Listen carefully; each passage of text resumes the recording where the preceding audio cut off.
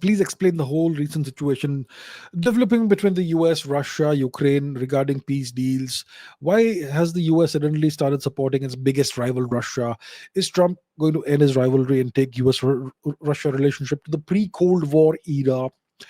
He's also bashing Zelensky for starting the war and forcing him to sign the minerals deal. What's your take on this entire issue?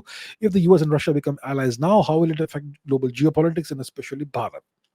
To recap everything that's happening, Trump wants to end this wasteful war. He understands and he realizes that Russia has the upper hand, and there's nothing the Americans or NATO or Europe can do to undo the gains Russia and Putin have acquired in Ukraine. There's no way the Russians will tolerate Ukraine becoming a member of NATO, and there's no way they will tolerate any crossing of the red lines. So this war, the Americans thus far have already spent about 300-400 billion dollars, tremendous amount of money. They are leaking money, they are bleeding money. It's enough. This is a pointless war. Um, it's damaging the U.S. economy, draining U.S. money. So Trump wants to end this. So that's why the war is now in the end game phase. Trump and Putin and their minions will get together, uh, hammer out the parameters of the deal, and then there's going to be ceasefire, which will involve Putin getting everything he wants, victory, which is a victory for Russia in the war. He will keep the territory he has gained. He will ensure that Ukraine remains neutral. Ukraine never becomes a member of NATO. He will ensure that there's denazification and demilitarization of Ukraine, which means that there's going to be peacekeepers of some kind in Ukraine, but the Ukraine military has to put down its weapons. He has already decimated the Azov regiment, which means to a large extent Ukraine is denazified. At least he can tell his people that it's done.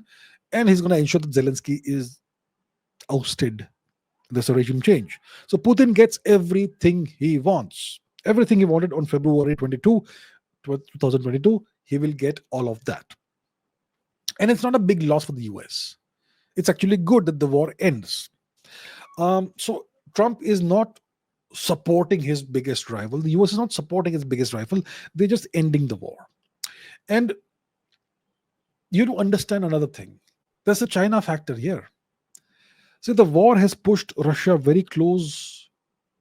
a very close embrace with China. And from the US perspective, China is a very big rival and a very big concern for the US, especially China's technological growth, technological advances in various fields, including AI, including all kinds of other stuff. So, and China is the second largest economy in the world. They have their issues and so on, but China is a very big concern for the US, and China's expanding naval strength, military strength. All of this is a big concern for the US. So the US would like to kind of take Russia out of this tight embrace with China. How do you do that? First of all, you end the war, give Putin what he wants. Secondly, you ease the sanctions. So if you ease the sanctions, then you can.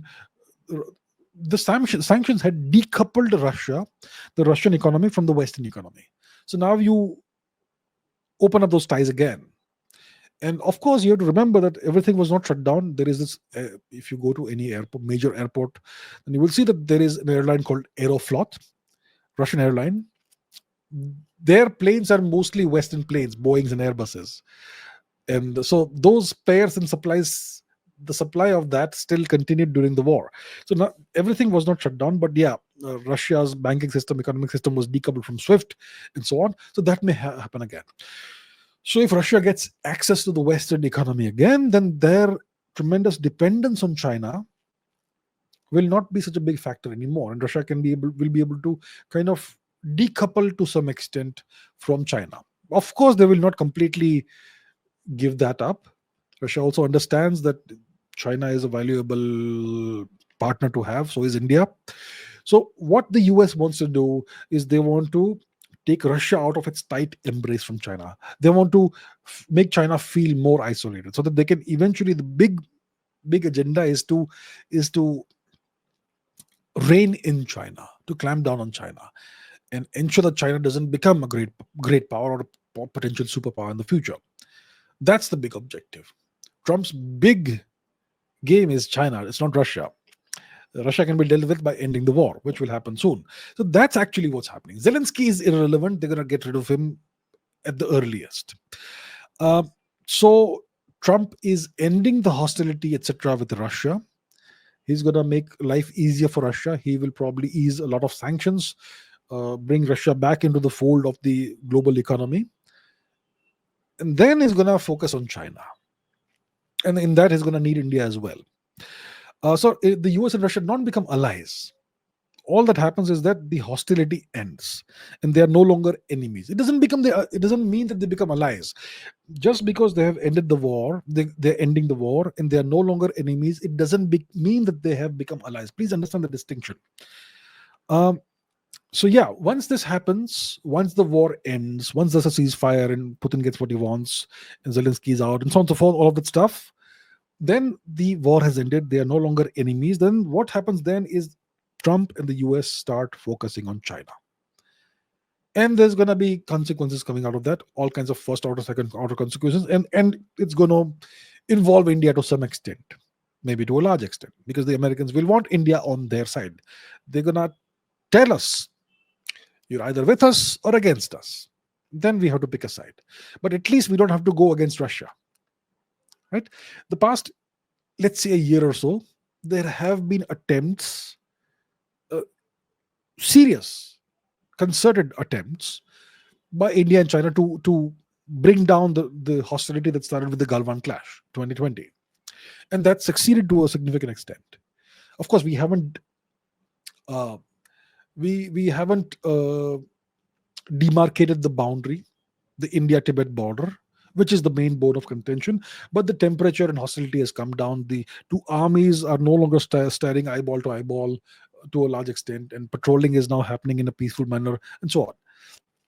So there is this area, this climate of improving relations between India and China, and the US may not like that very much. So that is where it could affect India.